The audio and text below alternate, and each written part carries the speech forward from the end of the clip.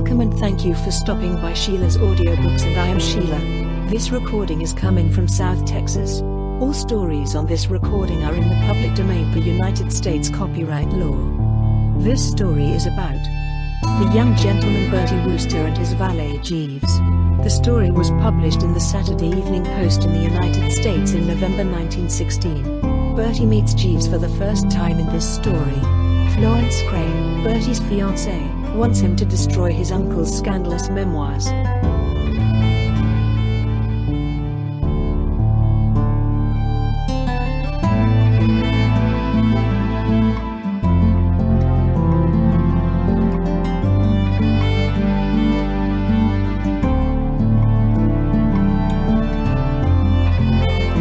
Jeeves takes charge.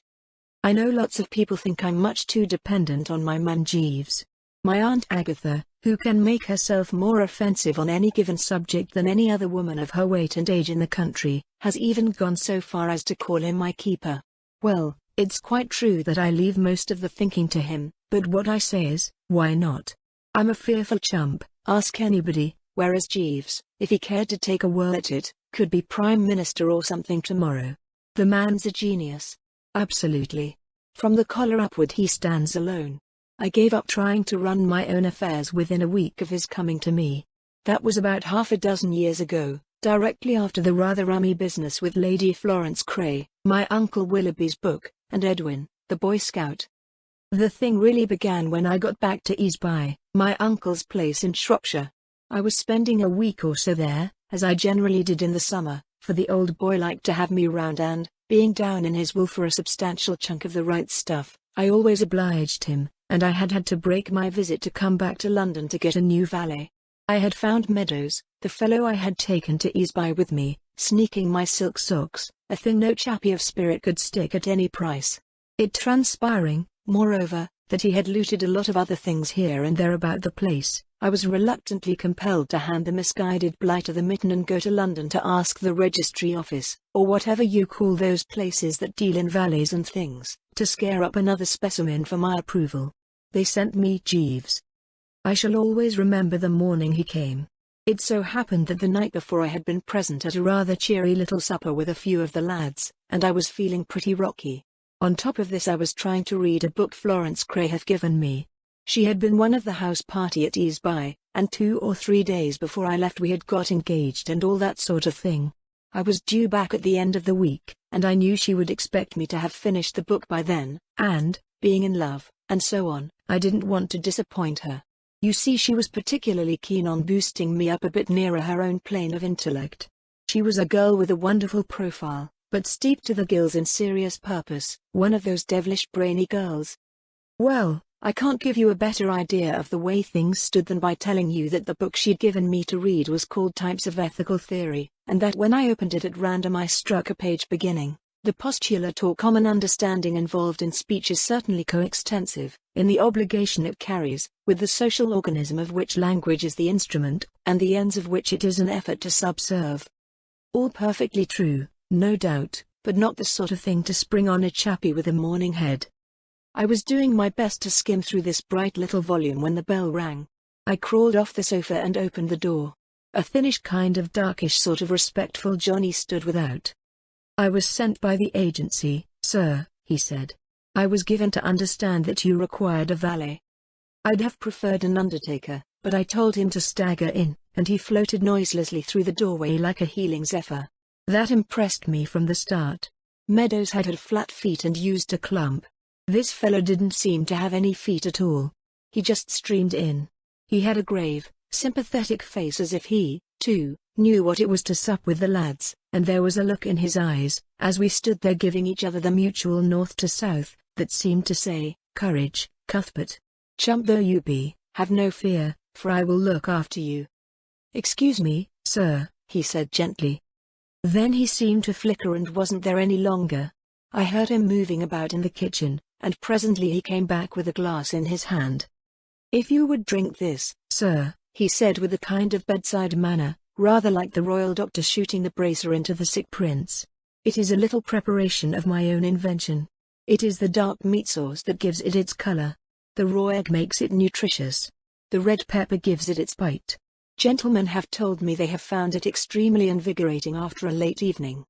I would have clutched at anything that looked like a lifeline that morning. I swallowed the stuff. For a moment I felt as if somebody had touched off a bomb inside the old bean and was strolling down my throat with a lighted torch, and then everything seemed suddenly to get all right. The sun shone in through the window, birds twittered in the treetops, and, generally speaking, hope dawned once more. "You're engaged," I said as soon as I could say anything. I perceived clearly that this lad was one of the world's workers, the sort of chap no home should be without. "Thank you, sir. My name is Jeeves."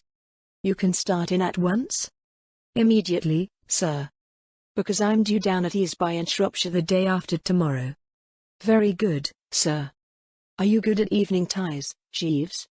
"My evening ties have generally given satisfaction. Because I'm rather particular about my evening ties just now." "Very good, sir." He looked past me at the mantelpiece. "That is an excellent likeness of Lady Florence Craye, sir. It is 2 years since I saw her ladyship. I was at one time in Lord Worplesdon's employment. I tendered my resignation because I could not see eye to eye with his lordship in his desire to dine in dress trousers, a flannel shirt and a shooting coat.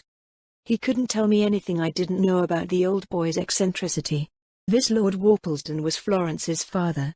He was the old buster who, a few years later, came down to breakfast one morning, lifted the first cover he saw, said eggs. Eggs. Eggs. Damn all eggs. In an overwrought sort of voice, and instantly legged it for France, never to return to the bosom of the family. This, mind you, being a bit of luck for the bosom of the family, for old Worplesdon had the worst temper in the Midland counties. I had known the family ever since I was a kid, and from boyhood up he had put the fear of death into me. Time, the great healer, could never remove from my memory the occasion when he found me, then a bright stripling of 15, smoking one of his big special cigars in the stables. He got after me with a hunting crop just at the moment when I was beginning to realize that what I wanted most on earth was solitude and repose, and chased me more than a mile across difficult country. If there was a flaw, so to speak, in the pure joy of being engaged to Florence, it was the fact that she rather took after her father, and one was never certain when she might erupt. She had a wonderful profile, though. "Lady Florence and I are engaged, Jeeves," I said. "Indeed, sir?" "You know, there was a kind of rummy something about his manner.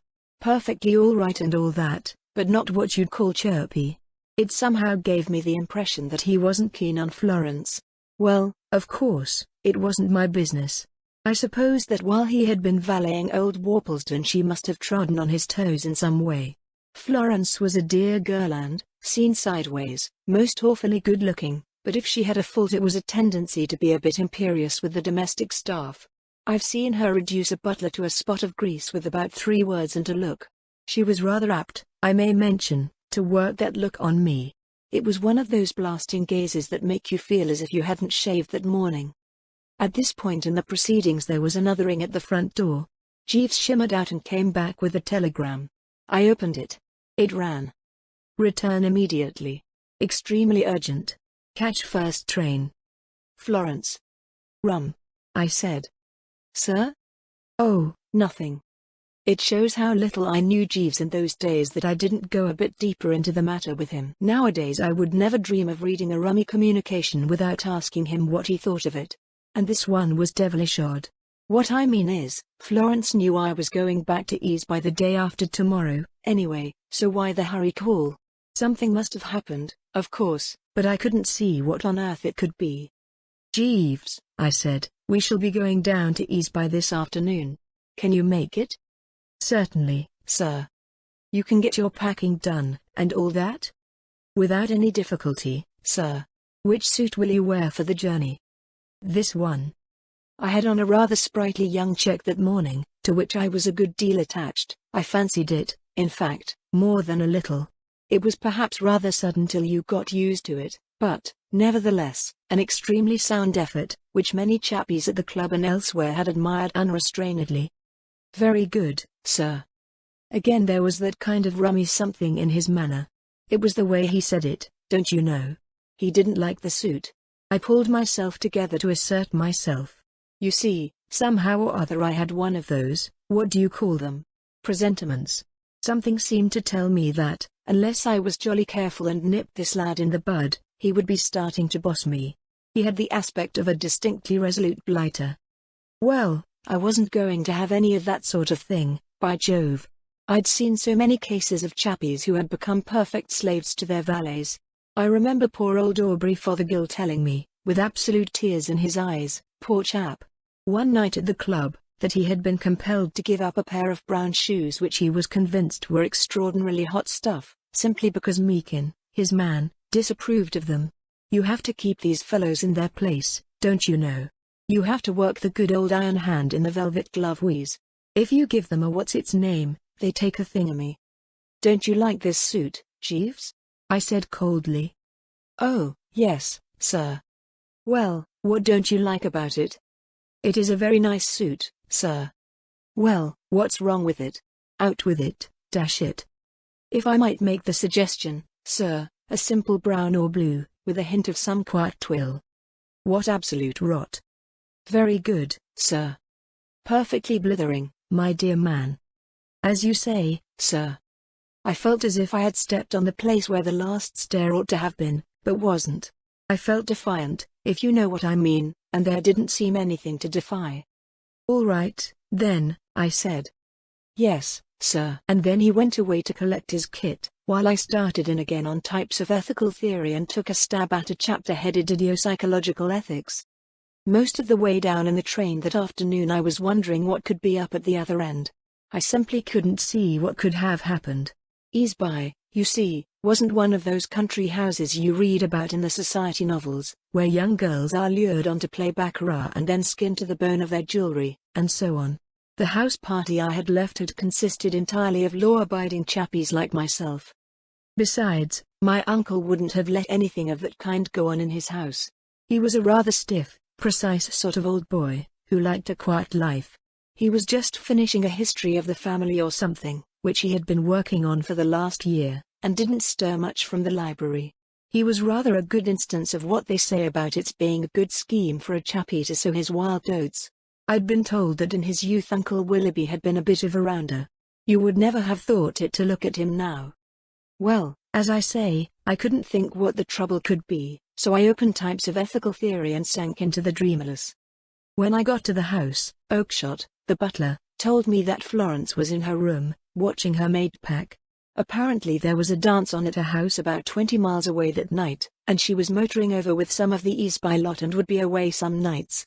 Oakshott said she had told him to tell her the moment I arrived, so I trickled into the smoking room and waited, and presently in she came. A glance showed me that she was perturbed, and even peeved. Her eyes had a goggly look and, altogether, she appeared considerably pipped. "Darling," I said, and attempted the good old embrace, but she sidestepped like a bantamweight. "Don't. What's the matter?" "Everything's the matter. Bertie, you remember asking me, when you left, to make myself pleasant to your uncle?" "Yes." The idea being, of course, that as I was more or less dependent on Uncle Willoughby I couldn't very well marry without his approval. And, though I knew he wouldn't have any objection to Florence, having known her father since they were at Oxford together, I hadn't wanted to take any chances, so I had told her to make an effort to fascinate the old boy. "You told me it would please him particularly if I asked him to read me some of his history of the family." "Wasn't he pleased?" "He was delighted. He finished writing the thing yesterday afternoon and read me nearly all of it last night. I have never had such a shock in my life. The book is an outrage. It is impossible. It is horrible. But, dash it, the family weren't so bad as all that. It is not a history of the family at all. Your uncle has written his reminiscences. He calls them recollections of a long life." I began to understand. As I say, Uncle Willoughby had been somewhat on the Tabasco side as a young man, and it began to look as if he might have turned out something pretty fruity if he had started recollecting his long life. "If half of what he has written is true," said Florence, "your uncle's youth must have been perfectly appalling. The moment he began to read he plunged straight into a most scandalous story of how he and my father were thrown out of a music hall in 1887. "Why?" "I decline to tell you why. It must have been something pretty bad. It took a lot to make them chuck people out of music halls in 1887. Your uncle specifically states that father had drunk a quart and a half of champagne before beginning the evening, she went on. The book is full of stories like that. There is a dreadful one about Lord Emsworth. Lord Emsworth? Not the one we know? Not the one at Blandings? A most respectable old Johnny, don't you know? Doesn't do a thing nowadays but dig in the garden with a spud. The very same. That is what makes the book so unspeakable. It is full of stories about people one knows who are the essence of propriety today, but who seem to have behaved, when they were in London in the 80s, in a manner that would not have been tolerated in the forecastle of a whaler. Your uncle seems to remember everything disgraceful that happened to anybody when he was in his early 20s. There is a story about Sir Stanley Gervase, at Rocherville Gardens, which is ghastly in its perfection of detail. It seems that Sir Stanley, but I can't tell you. Have a dash. No. Oh, well, I shouldn't worry. No publisher will print the book if it's so bad as all that. On the contrary, your uncle told me that all negotiations are settled with Riggs and Ballinger, and he's sending off the manuscript tomorrow for immediate publication. They make a special thing of that sort of book. They published Lady Carnaby's Memories of 80 Interesting Years. I read 'em. Well, then, when I tell you that Lady Carnaby's memories are simply not to be compared with your uncle's recollections, you will understand my state of mind. And father appears in nearly every story in the book. I am horrified at the things he did when he was a young man. What's to be done? The manuscript must be intercepted before it reaches Riggs and Ballinger, and destroyed. I sat up. This sounded rather sporting. How are you going to do it? I inquired. How can I do it? Didn't I tell you the parcel goes off tomorrow? I am going to the Murgatroyd's dance tonight and shall not be back till Monday. You must do it. That is why I telegraphed to you. What? She gave me the look. Do you mean to say you refuse to help me, Bertie? No, but, I say. It's quite simple. But even if what I mean is, of course anything I can do, but, if you know what I mean. You say you want to marry me, Bertie? Yes, of course, but still. For a moment she looked exactly like her old father. I will never marry you if those recollections are published. But, Florence, old thing. I mean it. Be reasonable, dear heart. You may look on it as a test, Bertie. If you have the resource and courage to carry this thing through, I will take it as evidence that you are not the vapid and shiftless person most people think you. If you fail, I shall know that your Aunt Agatha was right when she called you a spineless invertebrate and advised me strongly not to marry you. It will be perfectly simple for you to intercept the manuscript, Bertie. It only requires a little resolution. But suppose Uncle Willoughby catches me at it? He'd cut me off with a bob. If you care more for your uncle's money than for me. No, no. Rather not. Very well, then. The parcel containing the manuscript will, of course, be placed on the hall table tomorrow for Oakshott to take to the village with the letters. All you have to do is to take it away and destroy it. Then your uncle will think it has been lost in the post. It sounded thin to me. Hasn't he got a copy of it? No, it has not been typed.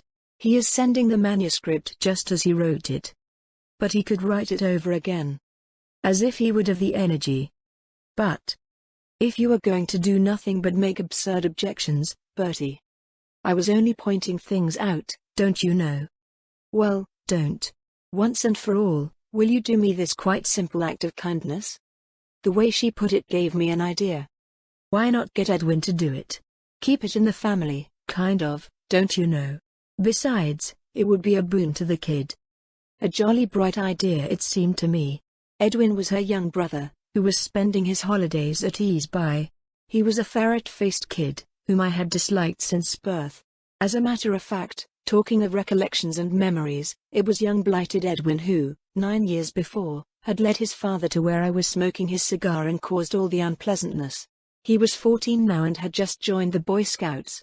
He was one of those thorough kids and took his responsibilities pretty seriously. He was always in a sort of fever because he was dropping behind schedule with his daily acts of kindness. However hard he tried, he'd fall behind, and then you would find him prowling about the house, setting such a clip to try to catch up with himself that Easeby was rapidly becoming a perfect hell for man and beast. The idea didn't seem to strike Florence. I shall do nothing of the kind, Bertie. I wonder you can't appreciate the compliment I am paying you, trusting you like this. Oh, I see that, all right, but what I mean is, Edwin would do it so much better than I would. These Boy Scouts are up to all sorts of dodges. They spore, don't you know, and take cover and creep about, and what not. Bertie, will you or will you not do this perfectly trivial thing for me? If not, say so now and let us end this farce of pretending that you care a snap of the fingers for me. Dear old soul, I love you devotedly. Then, will you or will you not? Oh, all right. I said. All right. All right. All right. And then I tottered forth to think it over. I met Jeeves in the passage just outside. I beg your pardon, sir. I was endeavoring to find you. What's the matter? I felt that I should tell you, sir, that somebody has been putting black polish on our brown walking shoes. What? Who? Why? I could not say, sir. Can anything be done with them? Nothing, sir. Damn. Very good, sir. I've often wondered since then how these murderer fellows manage to keep in shape while they're contemplating their next effort. I had a much simpler sort of job on hand, and the thought of it rattled me to such an extent in the night watches that I was a perfect wreck next day. Dark circles under the eyes, I give you my word. I had to call on Jeeves to rally round with one of those lifesavers of his. From breakfast on I felt like a bag snatcher at a railroad station. I had to hang about, waiting for the parcel to be put on the hall table, and it wasn't put. Uncle Willoughby was a fixture in the library, adding the finishing touches to the great work, I supposed, and the more I thought the thing over, the less I liked it. The chances against my pulling it off seemed about 3 to 2, and the thought of what would happen if I didn't gave me cold shivers down the spine. Uncle Willoughby was a pretty mild sort of old boy, as a rule, but I've known him to cut up rough, and, by Jove, he was scheduled to extend himself if he caught me trying to get away with his life work. It wasn't till nearly 4 that he toddled out of the library with the parcel under his arm, put it on the table, and toddled off again. I was hiding a bit to the southeast at the moment, behind a suit of armor. I bounded out and legged it for the table. Then I nipped upstairs to hide the swag. I charged in like a Mustang of the prairie and nearly stubbed my toe on young blighted Edwin, the Boy Scout. He was standing at the chest of drawers, confound him, messing about with my ties. "Hello," he said. "What are you doing here?" "I'm tidying your room. It's my last Saturday's act of kindness." "Last Saturday's?" "I'm 5 days behind. I was 6 till last night, but I polished your shoes." "Was it you?" "Yes." "Did you see them?" "I just happened to think of it. I was in here, looking round. Mr. Berkeley had this room while you were away. He left this morning. I thought perhaps he might have left something in it that I could have sent on. I've often done acts of kindness that way. You must be a comfort to one and all." It became more and more apparent to me that this infernal kid must somehow be turned out eftsoons all right speedily. I had hidden the parcel behind my back and I didn't think he had seen it, but I wanted to get at that chest of drawers quick, before anyone else came along. "I shouldn't bother about tidying the room," I said. "I like tidying it. It's not a bit of trouble, really. But it's quite tidy now. Not so tidy as I shall make it." This was getting perfectly rotten. I didn't want to murder the kid, and yet there didn't seem any other way of shifting him. I pressed down the mental accelerator. The old bean throbbed fiercely. I got an idea. "There's something much kinder than that which you could do," I said. "You see that box of cigars? Take it down to the smoking room and snip off the ends for me. That would save me no end of trouble. Stagger along, laddie." He seemed a bit doubtful, but he staggered. I shoved the parcel into a drawer, locked it, trousered the key, and felt better. I might be a chump, but, dash it, I could out-general a mere kid with a face like a ferret. I went downstairs again. Just as I was passing the smoking room door out-curveted Edwin. It seemed to me that if he wanted to do a real act of kindness he would commit suicide. "I'm snipping them," he said. "Snip on. Snip on. Do you like them snipped much, or only a bit?" "Medium." "All right. I'll be getting on, then." I should. And we parted.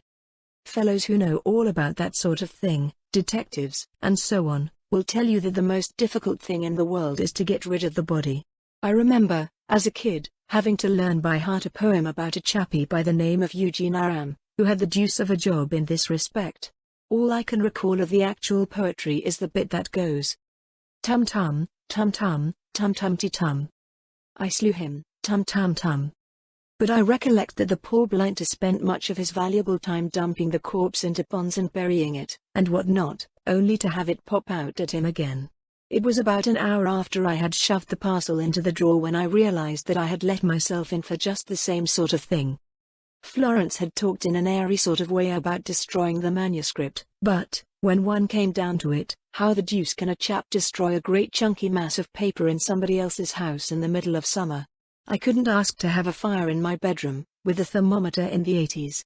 And if I didn't burn the thing, how else could I get rid of it? Fellows on the battlefield eat dispatches to keep them from falling into the hands of the enemy, but it would have taken me a year to eat Uncle Willoughby's recollections, besides ruining my digestion completely. I'm bound to say the problem absolutely baffled me.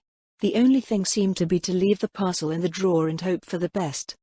I don't know whether you have ever experienced it, but it's a dashed unpleasant thing having a crime on one's conscience. Toward the end of the day, the mere sight of the drawer began to depress me. I found myself getting all on edge, and once, when Uncle Willoughby trickled silently into the smoking room when I was alone there and spoke to me before I knew he was there, I broke the record for the sitting high jump. I was wondering all the time when Uncle Willoughby would sit up and take notice. I didn't think he would have time to suspect that anything had gone wrong till Saturday morning, when he would be expecting, of course, to get the acknowledgement of the manuscript from the publishers. But early on Friday evening he came out of the library as I was passing and asked me to step in. He was looking considerably knocked. "Bertie," he said, he always spoke in a precise sort of pompous kind of way, "an exceedingly disturbing thing has happened. As you know, I dispatched the manuscript of my book to Messrs. Riggs and Ballinger, the publishers, yesterday afternoon. It should have reached them by the first post this morning. Why I should have been uneasy I cannot say, but my mind was not altogether at rest respecting the safety of the parcel. I therefore telephoned to Messrs. Riggs and Ballinger a few moments back to make inquiries. To my consternation they informed me that they were not yet in receipt of my manuscript. Very rum. I recollect distinctly placing it myself on the hall table in good time to be taken to the village. But here is a sinister thing. I have spoken to Oakshott, who took the rest of the letters to the post office, and he cannot recall seeing it there. He is, indeed, unswerving in his assertions that when he went to the hall to collect the letters there was no parcel among them. Sounds funny. Bertie, shall I tell you what I suspect? What's that? The suspicion will no doubt sound to you incredible, but it alone seems to fit the facts as we know them. I incline to the belief that the parcel has been stolen. Oh, I say. Surely not. Wait. Hear me out.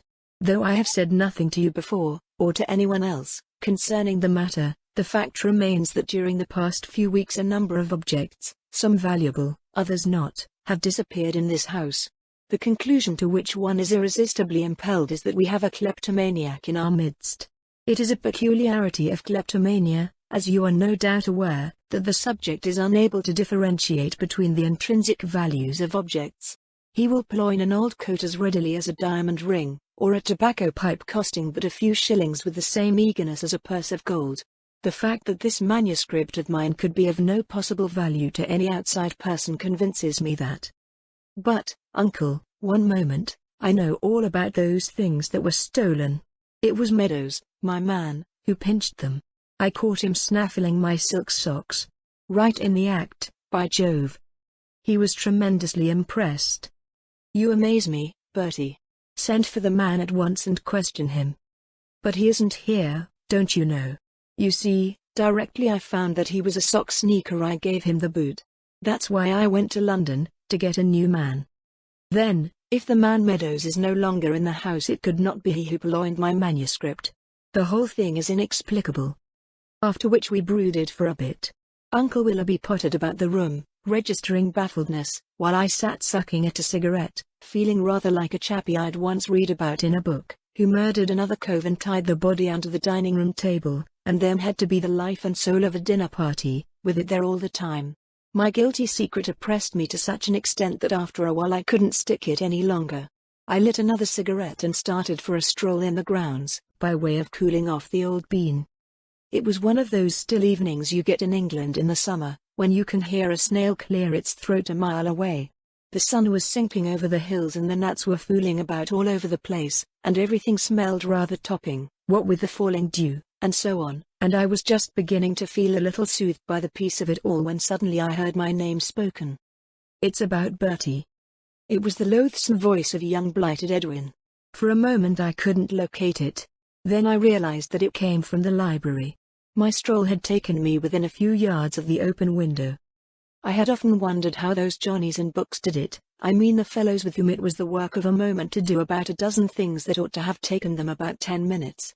But, as a matter of fact, it was the work of a moment with me to chuck away my cigarette, swear a bit, leap about 10 yards, dive into a bush that stood near the library window, and stand there with my ears flapping.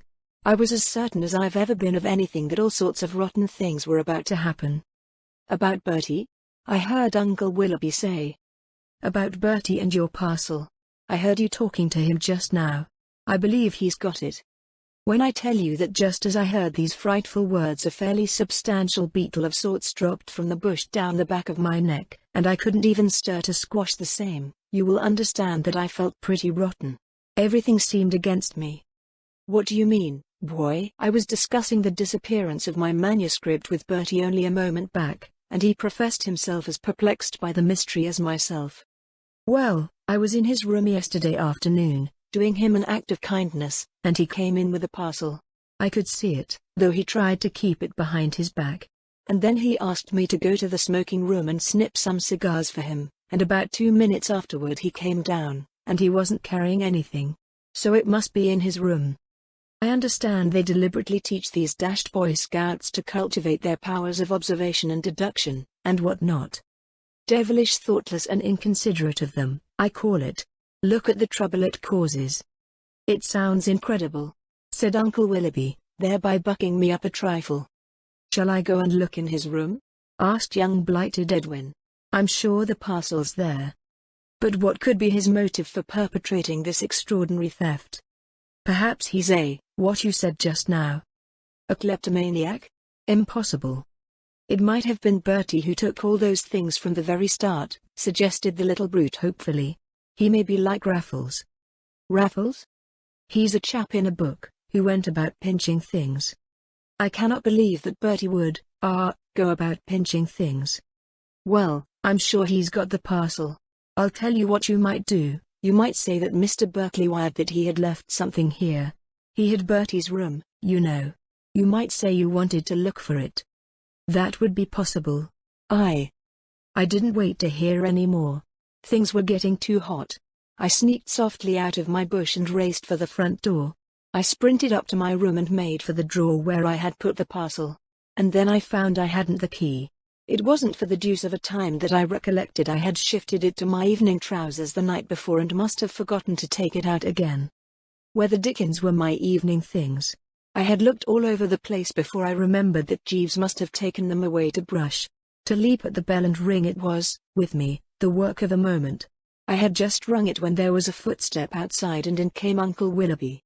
"Oh, Bertie," he said without a blush. "I have, received a telegram from Berkeley, who occupied this room in your absence, asking me to forward him his cigarette case, which, it would appear, he inadvertently omitted to take with him when he left the house.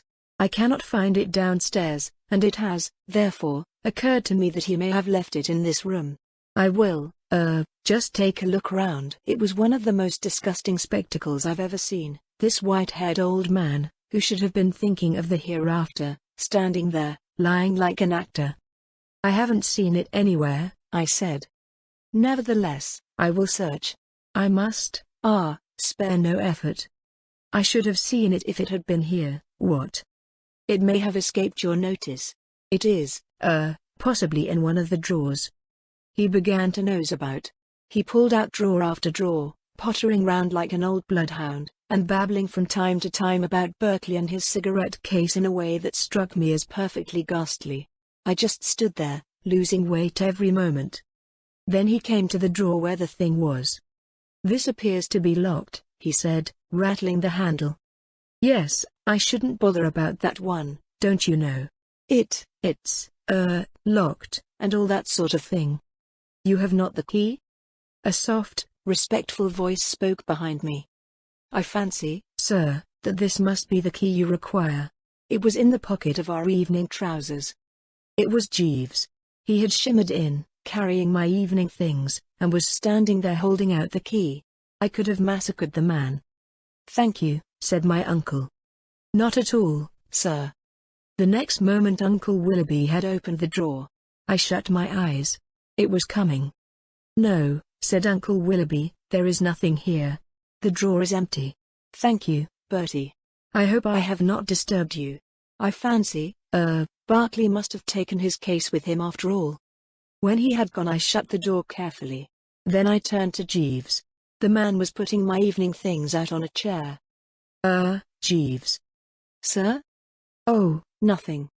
It was deuced difficult to know how to begin. Jeeves. Sir? Have you by chance? I removed the parcel this morning, sir. Oh. Why? I considered it more prudent, sir. I mused for a while. Of course I suppose all this seems tolerably rummy to you, Jeeves. Not at all, sir. I chanced to overhear you and Lady Florence speaking of the matter yesterday, sir. Did you? By Jove. Yes, sir. Well, Jeeves, I think that, on the whole, if you were to, as it were, freeze onto that parcel until we get back to London. Exactly, sir. And then we might, so to speak, chuck it away somewhere, what? Precisely, sir. I'll leave it in your hands. Entirely, sir. You know, Jeeves, you're by way of being rather a topper. I endeavour to give satisfaction, sir. 1 in a million, by Jove. It is very kind of you to say so, sir. Well, that's about all, then, I think. Very good, sir. Florence came back on Monday. I didn't see her till we were all having tea in the hall. It wasn't till the crowd had cleared away a bit that we got a chance of having a word together. Well, Bertie, she said. It's all right. You have destroyed the manuscript? Not exactly, but... What do you mean? I mean I haven't absolutely. Bertie, your manner is furtive. It's all right. It's this way. And I was just going to explain how things stood when out of the library came leaping Uncle Willoughby, looking as braced as a 2-year-old. The old boy was a changed man. A most remarkable thing, Bertie. I have just been speaking with Mr. Riggs on the telephone, and he tells me he received my manuscript by the first post this morning. I cannot imagine what can have caused the delay. Our postal facilities are extremely inadequate in the rural districts. I shall write to headquarters about it. It is insufferable if valuable parcels are to be delayed in this fashion.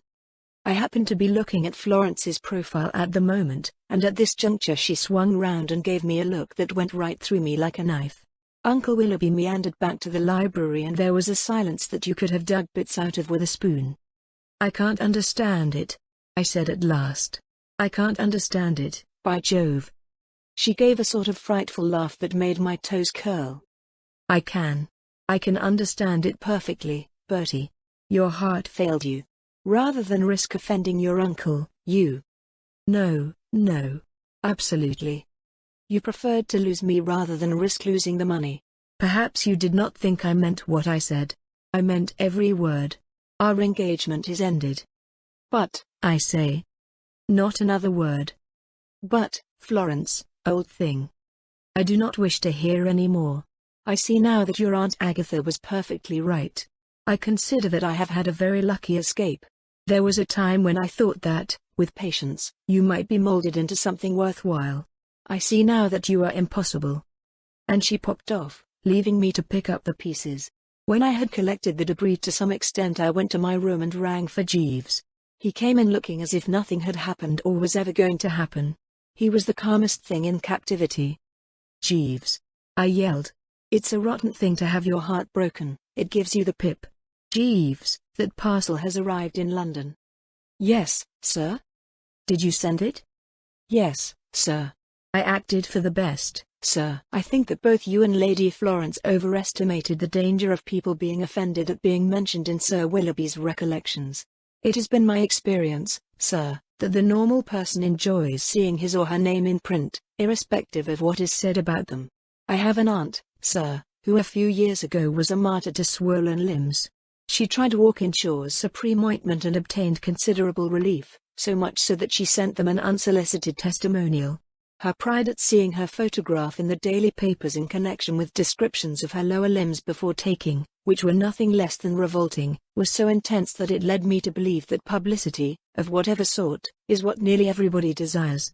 Moreover, if you have ever studied psychology, sir, you will know that respectable old gentlemen are by no means averse to having it advertised that they were extremely wild in their youth. I have an uncle. I cursed his aunts and his uncles and him and all the rest of the family.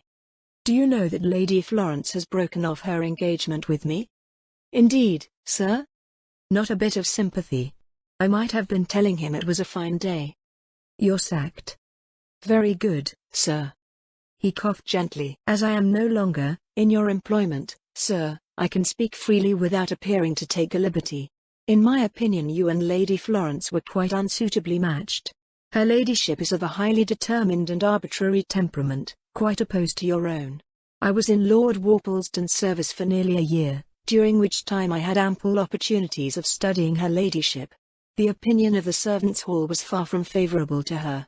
Her temper caused a good deal of adverse comment among us. It was at times quite impossible. You would not have been happy, sir. Get out. I think you would also have found her educational methods a little trying, sir. I have glanced at the book her ladyship gave you. It has been lying on your table since our arrival, and it is, in my opinion, quite unsuitable. You would not have enjoyed it. And I have it from her ladyship's own maid, who happened to overhear a conversation between her ladyship and one of the gentlemen staying here, Mr. Maxwell, who is employed in an editorial capacity by one of the reviews, that it was her intention to start you almost immediately upon Nietzsche. You would not enjoy Nietzsche, sir. He is fundamentally unsound. Get out. Very good, sir. It's rummy how sleeping on a thing often makes you feel quite different about it. It's happened to me over and over again. Somehow or other, when I woke next morning the old heart didn't feel half so broken as it had done. It was a perfectly topping day, and there was something about the way the sun came in at the window and the row the birds were kicking up in the ivy that made me half wonder whether Jeeves wasn't right. After all, though she had a wonderful profile, was it such a catch being engaged to Florence Craye as the casual observer might imagine? Wasn't there something in what Jeeves had said about her character?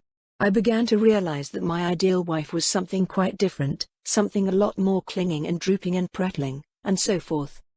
Besides, in any case, how about marriage? Wasn't it a bit of a mug's game, when you came right down to it? What I mean to say is, where's the sense in getting married, after all?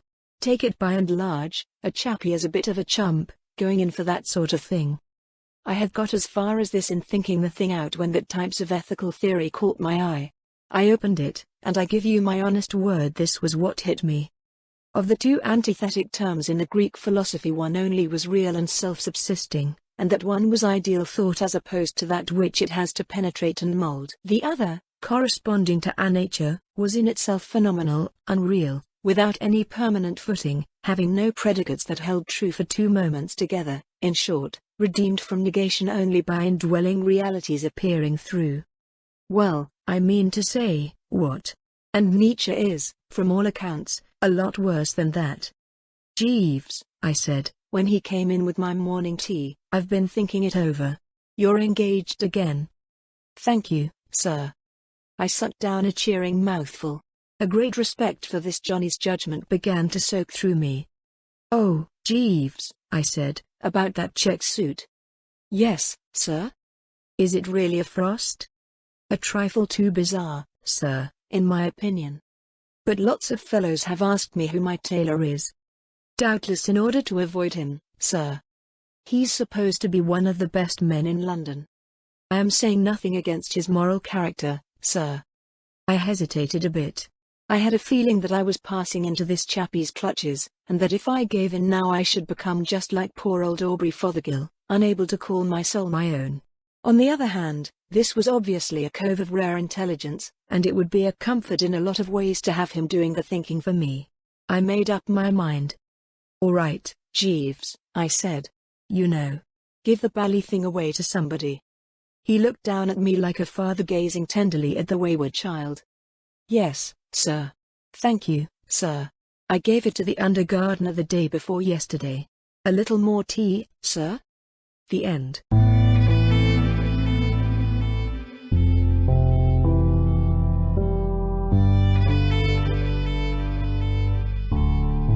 Thank you for listening to today's episode. I really hoped you enjoyed it.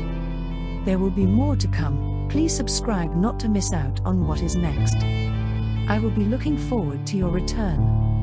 The music is by Madfan from Pixabay. To support this and other artists, go to pixabay.com. Sheila.